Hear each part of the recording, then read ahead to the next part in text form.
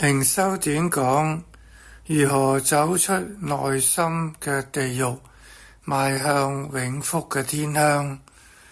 第9節，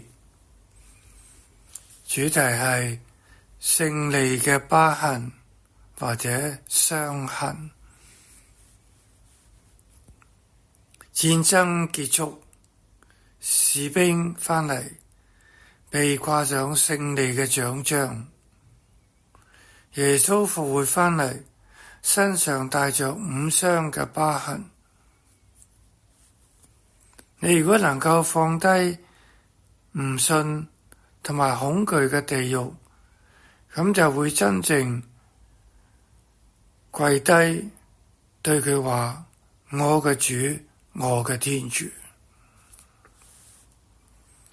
喺復活節嘅場景之下，你會見到偉大嘅士兵帶着滿身嘅傷痕。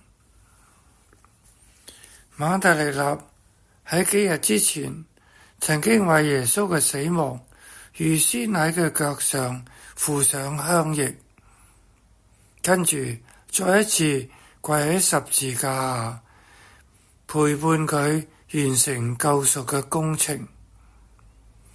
而家喺復活主日，認出佢唔係園丁，而係復活嘅主。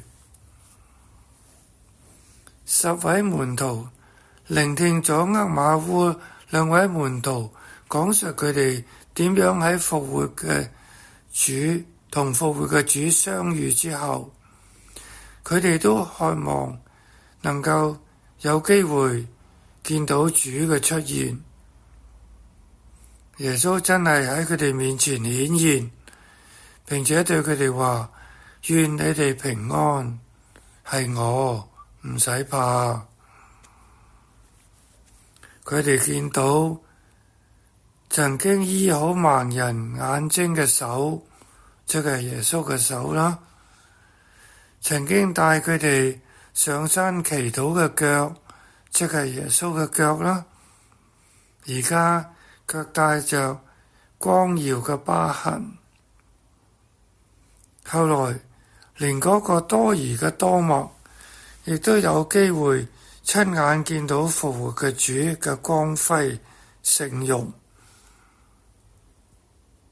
結論就係嗰啲傷痕唔係地獄，但嗰啲唔信同埋仍然生活喺恐懼當中嘅人，先至係未能夠脫離內心嘅地獄嘅人。讓我哋懷着喜樂嘅心向佢歡呼：我嘅主，我嘅天主啦！因為佢已經帶我哋進入永生嘅境界。祝大家復活節快樂！